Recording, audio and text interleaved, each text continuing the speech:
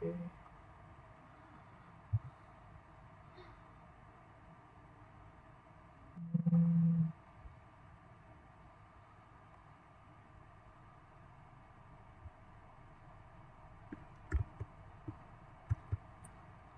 Mana ya?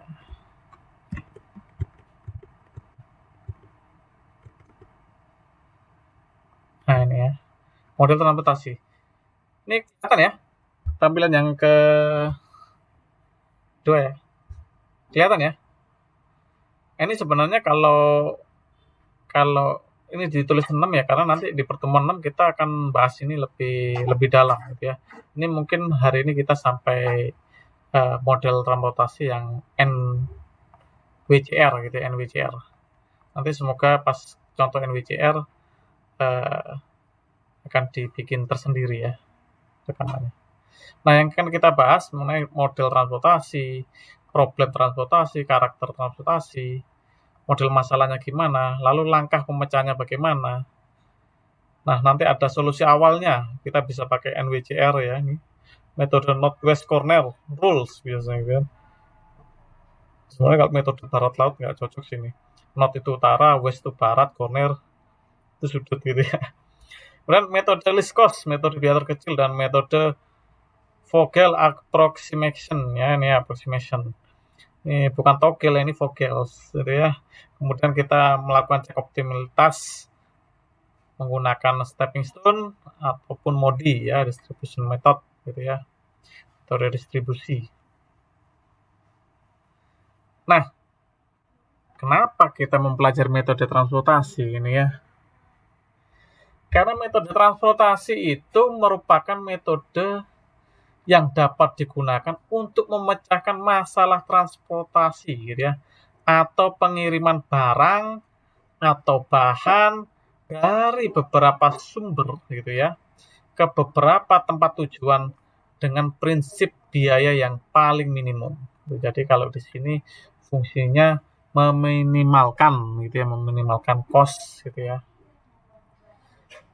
Nah, metode distribusi merupakan suatu metode yang digunakan untuk mengatur distribusi dari S ya, yang menyediakan produk yang sama ke tempat yang membutuhkan tujuan secara optimal. Jadi kalau eh, di sini ada orang gitu ya, orang ini manajer ya, manajer.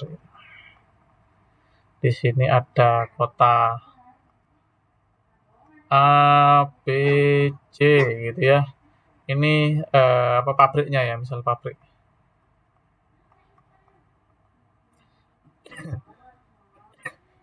Sini tujuannya ya, tujuannya. Tujuannya di 1, 2, 3 misal gitu ya. Nah, pabrik A ini mau ngirim kemana nih sesuai dengan permintaan. Nah, ini tujuan ya. Tujuan ini kan pasti dia punya demand ya, demand ini punya demand. Sedangkan pabrik ini punya supply ya, ya punya supply. Supply-nya berapa? Atau kapasitas bilangnya gitu supply. Ini dia bisa nawarin kan dia punya kapasitas atau persediaan yang tersedia. Sedangkan ini demand ini ada permintaan ini, ada permintaan. Nah, permintaan dari sini, dari tujuan ini itu akan dipenuhi dari pabrik-pabrik mana, bisa sini, bisa sini, bisa sini gitu ya. Atau cukup ini aja gitu ya. Nah, masing-masing sumber ini ya, ini sumbernya mempunyai kapasitas pengiriman. Nah, karena kan dia kan punya kapasitas pengiriman ya. Sedangkan masing-masing tujuan ini ya memiliki batasan permintaan. Nah, ini demand-nya ini batasan kan nggak mungkin permintaannya unlimited kan nggak mungkin. Ini juga kapasitasnya ini macam-macam, kapasitas pabrik, kapasitas gudang gitu kan. Ini adanya segini, mau dikirim kemana? Ini kita cari cost terkecil, karena kan kalau kalian tahu dalam bisnis terurusan bisnis UMKM aja lah. Kenapa kok UMKM itu banyak membuka gerai gitu ya? Karena dia pengen produksinya dia banyak didistribusikan ke banyak tempat ini ya. Kalau dia cuma buka satu, itu biaya produksinya makin membengkak. Tapi kalau makin banyak gini dia bisa mendistribusikan, gitu ya. Apalagi kalau kayak Mixu itu akhirnya dia memang jadinya bisnisnya bisnis di bahan gitu ya, bisnis di bahan itu ya. Kalau dari franchise-nya sih murah gitu ya, hitungannya franchise-nya murah. Dia di bahan itu. Ya kayak gini nih, bagaimana mengoptimalkan? Nah, supaya mengoptimalkan ini mau dari sumber mana nih? Ke satu dulu atau kedua dulu, ketiga dulu? Wah, makanya kalau eh, misal nih si siapa ya, eh, Fikih tadi mau bikin usaha, itu dia produksi siomay kalau hanya buka satu gerai aja sedikit keuntungannya gitu ya. Tapi kalau dia beberapa gerai gitu, wah bisa banyak tuh. Berapa sumber. Memang nggak melulu itu sih apa ya. Nah, eh, kita memaksimalkan produksi ya, memang jadi biar produksi itu mendistribusikannya lebih banyak gitu ya. Cuma balik lagi, kan satu, dua, tiga ini permintaannya kan beda-beda. Ini ada yang banyak, ada yang sepi, kan gitu kan. Makanya dia udah bisa melihat, oh kira-kira segini permintaan 100, ini 50, ini 25 lah gitu ya. Nah ini pabriknya ada berapa, kan persediaannya berapa gitu ya. Pabriknya satu sih enak gitu ya. Kalau pabriknya udah banyak, dia lebih mendekati ke sumber bahan gitu, misalnya gitu ya. Maka metode transportasi ini bisa digunakan gitu, alternatifnya gitu.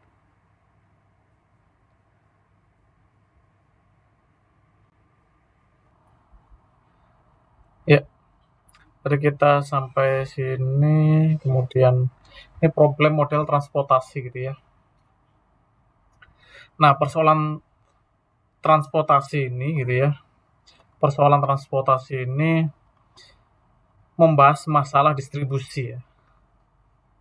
Bisa komoditas atau produk dari sejumlah sumber ke sejumlah tujuan ya, tujuan ini bukan destination, tujuan. Dengan tujuan meminimalkan biaya.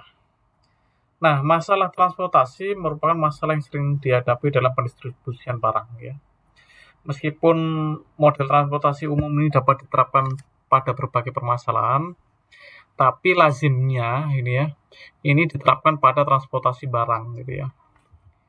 Ya, makanya kalau menurut Bapak sih bisnisnya ASA ini ASA. Ini ASA ini apa? Ini antara aja ini. Ini kode sahamnya ASA ya. Itu ini nggak nyuruh beli ya.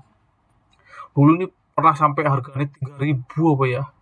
3.000 sekarang udah 700 turun ya. Waduh. Apakah ini udah harga yang ini, Pak? Ekonomis ya? Ya kalau bisa turun lagi sih alhamdulillah gitu ya. Dulu mungkin ya di 500-an tapi agak susah mungkin ya. Ini 700-an udah berapa kali nih balik lagi ke sini.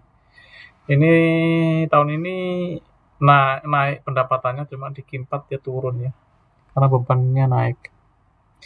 Bisnis transportasi ini dengan mulai membajirnya e-commerce ya tetap menjanjikan ya. Bisnis transportasi, gudang gitu ya. Nah, persoalan transportasi ini bagian dari persoalan program linear ya, yang disebut persoalan aliran jaringan kerja.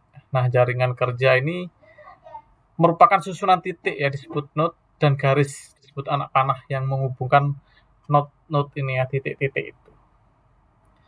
Nah, karakteristik model transportasi ini, suatu barang dipindahkan dari sejumlah sumber ya, dari titik A ke tujuannya, kayak ke tujuannya Y-nya. Dengan biaya minimal seminimal mungkin ya, cari cost-nya yang paling kecil gitu ya. Atas barang tersebut, tiap sumber dapat memasuk suatu jumlah yang tetap dan tiap tempat tujuan mempunyai jumlah permintaan yang tetap. Nah, ciri khususnya ini ya, terdapat sejumlah sumber dan sejumlah tujuan tertentu. Otomatis ada sumber dan tujuan tertentu. Kuantitas komoditas atau barang yang didistribusikan dari setiap sumber dan yang diminta. Jadi ada sumber berapa, jadi ada batasan, ada persediaan jumlahnya ya. Komoditas yang dikirim atau diangkut dari sumber ke suatu tujuan besarnya sesuai dengan permintaan. Ya. Jadi nggak ada yang melebihi pagu gitu ya, nggak ada yang melebihi kapasitasnya ya, nggak ada yang melebihi permintaannya gitu ya. Jadi memang nggak ada oversupply, nggak ada over demand gitu ya. Biaya transportasi komoditas dari suatu sumber ke suatu tujuan besarnya tertentu. Nah, kendala pertama memang jumlah pengiriman dari suatu daerah asal, ya, ini dari suatu daerah asal dari sumbernya tidak dapat melebihi persediaan yang ada di daerah asal tersebut, jadi nggak boleh melebihi. Jumlah pengiriman ke suatu daerah tujuan harus memenuhi permintaannya, ya. Jadi ini nggak boleh melebihi kapasitasnya, dan di tujuan juga nggak boleh melebihi apa yang diminta atau yang dibutuhkan gitu ya. Nah, problem transportasi, misalkan ya, ini ada TV yang diproduksi atau disimpan di 3 gudang gitu ya. Ada Jakarta, Bandung, misalnya Jakarta, Semarang dan Surabaya. Ini ya. Jakarta ini kan sumbernya ya. Ini di sini sumber. Nah, di sini tujuannya ke distributor gitu ya. Nah, sumbernya itu ada di Jakarta, Semarang, dan Surabaya ini. Jakarta, Semarang, Surabaya. Yang masing-masing memiliki daya tampung sebesar, nah ini nih. Ini kapasitasnya nih. Kita tulis di sini nih. Persediaannya atau kapasitasnya gitu, kapasitasnya. Kap 150, 200, 100 gitu ya. TV tersebut hendak dikirim ke 3 distributor. Nah, distributornya ada di Bandung, Jogja, Malang gitu ya. Biaya pengiriman per unit dari gudang ke distributor seperti pada tabel berikut. Nah, ini ya. Jadi dari Jakarta ke Bandung. Jadi kalau ini sebuah kotak-kotak gitu ya, sebuah kotak-kotak ini. Nah, ini disebut kolom ya. Ini kolom 1, kolom 2, kolom 3. Ini baris 1, 2, 3. Jadi ini baris 1, kolom 1 dari Jakarta ke Bandung itu butuh 3 rupiah misal gitu ya. Begitu seterusnya ini 11, 12. Ya, gimana? Apa? Oh, oh, sorry. Oke. Kita ulang ya, kita ulang. Ini udah nambah ya? Udah nambah ya? Halo? Oke. Nah, kita ulang nih. Ini problem transportasi ya, kita ulang. Kalau ini kan hanya pengertian, nanti kalian bisa baca lah ya. Kita langsung ke praktikumnya, ke implementasinya. Nah ini, misalkan ini ada perusahaan TV ya yang diproduksi, jadi disimpan di 3 gudang. Ini perusahaannya mungkin perusahaan pergudangan ya. Jadi ini ada gudang ini sebagai sumber ada Jakarta, Semarang, Surabaya. Ya. Di sini memiliki daya tampung, nah, persediaan atau kapasitasnya. Gudang Jakarta itu mampunya 150, gudang Semarang 200, gudang Surabaya 100 gitu ya. Kemudian TV ini hendak dikirim ke 3 distributor, ini tujuannya ya, ini distributor tujuannya. Itu punya distributor di Bandung, Jogja, Malang gitu ya. Nah, ini kan kita coba bikin tabel-tabelnya. Nah, ini kita garis-garis gini ya, garis ke garis, ini garis. Nah, ini kan kolom 1, kolom 2, kolom 3. Ini baris 1, baris 2, baris 3. Nah, di baris 1 ke 1 ini dari Jakarta ke Bandung, untuk ngirim persediaan ini ya, 150 persediaan ini dibutuhkan 3 rupiah atau 3 dolar terserah ya, 3 rupiah per barang ya. Ini 1,2 dari Jakarta ke Bandung butuh 5, 1,3 makin jauh ke Malang ke 7, gitu seterusnya. Ini 21, 22, 23 gitu ya. Ini 31, 32, 33. Nah, kalau kita nggak pakai model atau ada rujukan model gitu ya, ya kita coba-coba ya, coba mencoba ini kayak gini nih. Misal gitu kan, karena di sini kebutuhannya Bandung butuh 100 nih. Bandung butuh 100 ya. Otomatis langsung nih. Udah nih Bandung, kita ada 150 di Jakarta, langsung aja kirim ke Bandung gitu kan. Berarti gudang Semarang, Surabaya nggak perlu ngirim kan, karena butuhnya 100. Nol, coret aja nih. 150. Ini 150 dibuang kemana kan masih ada sisa 50 kan gitu ya. Ya udah, kita taruh ke Jogja, ya Jogja. Kan 50 nih. 5 kan ini di sini. Udah habis itu 200 kan butuhnya 300 ya. Kenapa kok nggak di sini 200 Pak? Ini bisa saja sih. Cuma ini kan dibikin ini 150, ini 100 ya. Ini 300 kemudian ini 50 gitu ya. Sehingga kalau kita lihat biayanya, ya ini 100 kali 3. Ini kan 100 kali 3 ya. 100 kali 3, 50 kali 5 gitu ya. 150 kali 4, 100 kali 10, 50 kali 10. Nah itu. Hasilnya 2650 gitu ya. Hasilnya 2650. Coba kalau kita misal, oh saya mau dari Surabaya, ini kan Surabaya karena kan mintanya 100 sesuai dengan Surabaya, kita ngabisin stok Surabaya aja lah gitu kan. Nah, misal gitu ya. Udah nih. 100 Surabaya di sini kan 100 kali 8 ya nih ya, 108. Terus kalau di sini 150, di Jakarta udah kasih Jogja sama Malang gitu ya. Lalu kalau Semarang ini kan dia ingin ngabisin stok kan. Ini sesuai dengan stok nih 200 ini habisin dah gitu ya. Ternyata lebih murah 2450. Nah, ini nih. Nah, ini trial and error dicari nih. Nah, kalau model kayak gini kan nanti mencoba cari aja yang paling ini ya, paling apa namanya? Paling sedikit biayanya gitu ya. Nah, model masalah transportasi itu bisa kita tabelkan ya, ini tadi tabelkan ya. Ini sumber, ini tujuan, ini satu. Nah, cost-nya di sini nih. Ini cost, cost-nya. X-nya ini eh, berapa yang dikirimkan gitu ya, berapa yang dikirimkan X-nya. Sedangkan persediaan ini batasannya bagi satu gitu ya, batasan A1. Nah, B1 ini permintaannya nih, permintaannya. Sini. Nah kan fungsi tujuannya kan udah jelas ini ya. C gitu ya, cos ini ya, cos kali X ya. Jadi kalau kayak gini yang tadi ya ini ya, otomatis nih fungsi Z-nya kan ini, fungsi Z-nya ya.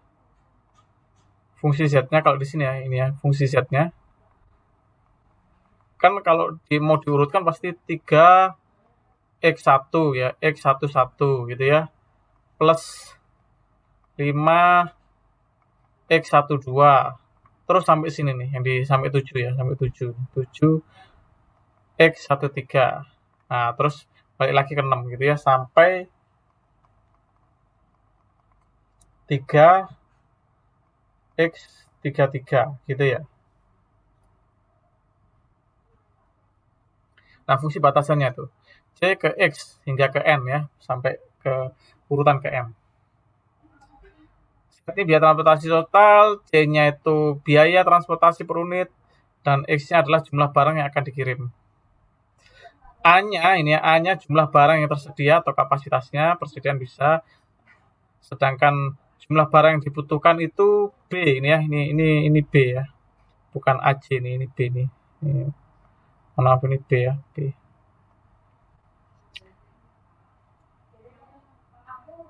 Ini berapa jumlah barang yang dibutuhkan di tujuan C berapa? Ini B-nya B1 sampai B sekian, ini B1 ya. Ini A1 nih, A1 ini B1. N ini jumlah tempat tujuan ini ya, N ini ya, N ini jumlah tempat tujuan, M jumlah tempat sumber ya gitu. M-nya jumlah tempat sumber.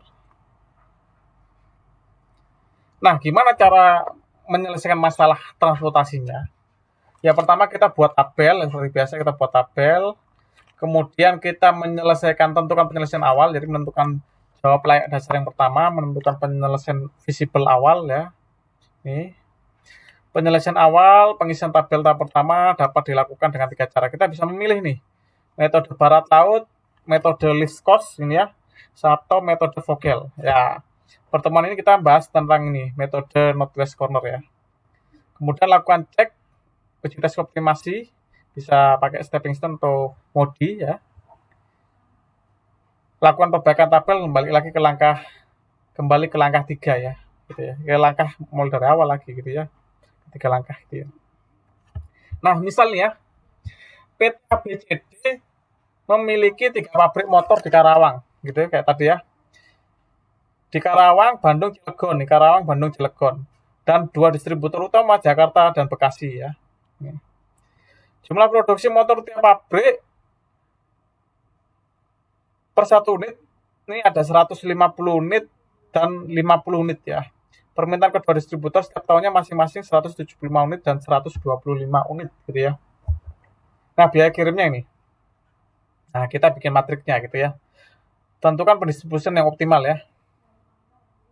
Nah, model program linearnya udah jelas nih, X11 jumlah motor yang dikirim dari Karawang ke Bekasi, X12 kalau di kotak-kotak tadi ya, kita bikin kotak-kotaknya ya. Ya kita bikin model meminimalkannya. Nah, ini kalau kotaknya itu, nah ini ya, kotak ini ya.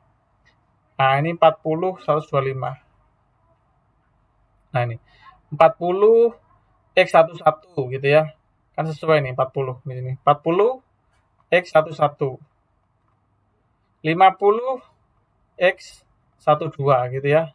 Nih 50 X12. Terus nih sampai dengan ke 80 ya. X32.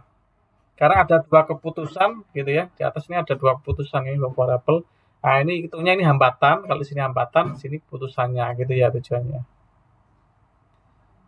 Nah, sama ini. Keterbatasannya ada ini, X1 tambah X12, X12 ya, sama dengan 100. Ya, jadi nggak boleh melebihi 100 gitu ya. Sampai ke di sini X12, X22 dan X32 sama dengan 175. Jadi di sini 175 ya. Di sini 125. Ini kebutuhannya ya. Kebutuhannya. Nih. Yang di sini batasan, fungsi batasan, yang di sini untuk fungsi tujuan ya. Fungsi tujuan. Ini tujuan minimalnya. Ini fungsi sumber ya, fungsi sumbernya.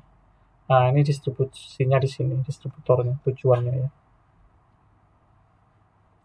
Nah, X1, X2 ini lebih besar atau sama dengan 0 gitu ya. Nah, ini konsep utamanya ya. Not West Cornell. Jadi ini modelnya tuh not West Cornell rule gitu ya. Jadi utara ya, barat itu ke kiri gitu ya.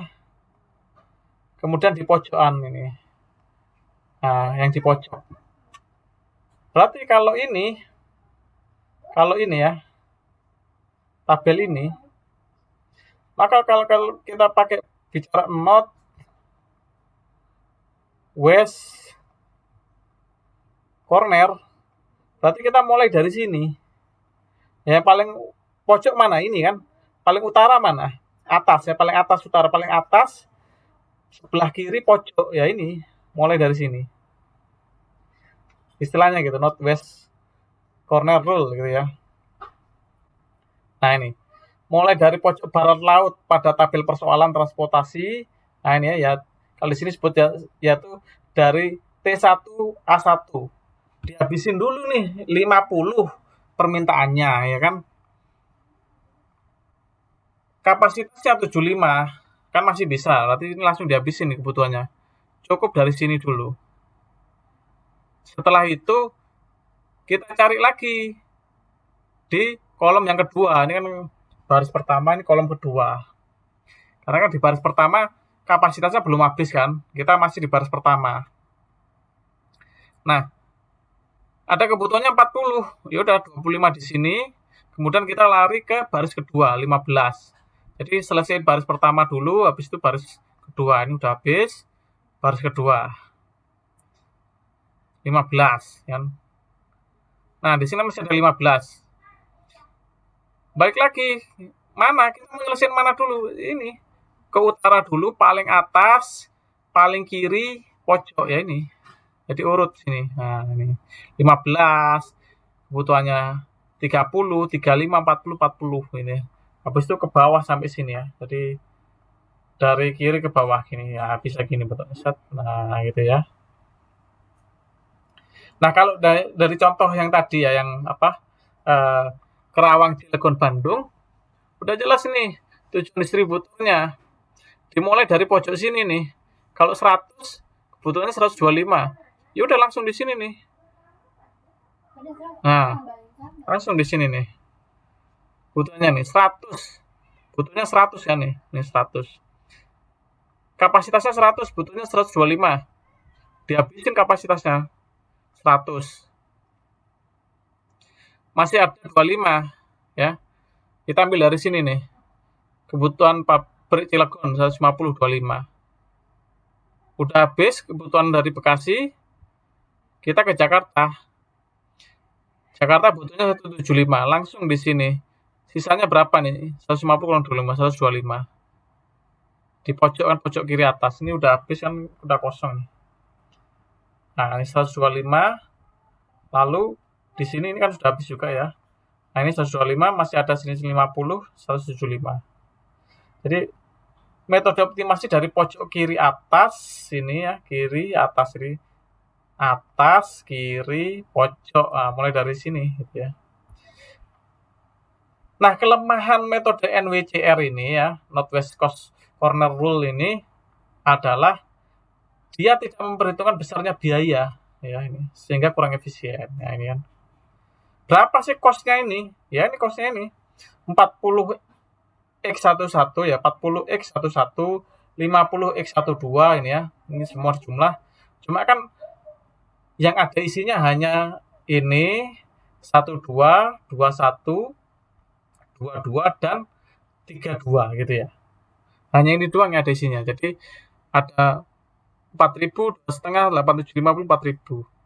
Jadi biaya untuk ngirim gitu ya, dari sumber ke tujuannya, ke distributornya, itu butuhnya 19.250. Apakah ini paling minimal? Belum tentu, bukan itu ya.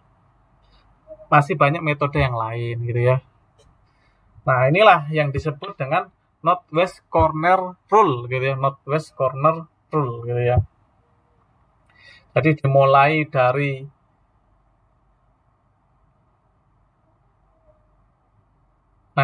dari pojok kiri atas ya. Pojok kiri atas sudut. Nah, sudut dari sini nih. Sini. Kalau ini saya A1 A ini. Kita selesaiin baris itu yang udah habis. Di situ kita ke baris selanjutnya sampai habis gitu ya. Nih.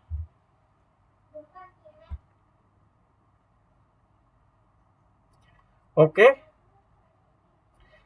Saya rasa itu model NWCR gitu ya. Ini setelahnya itu kita ke model apa namanya? List cost ya yang akan kita bahas di pertemuan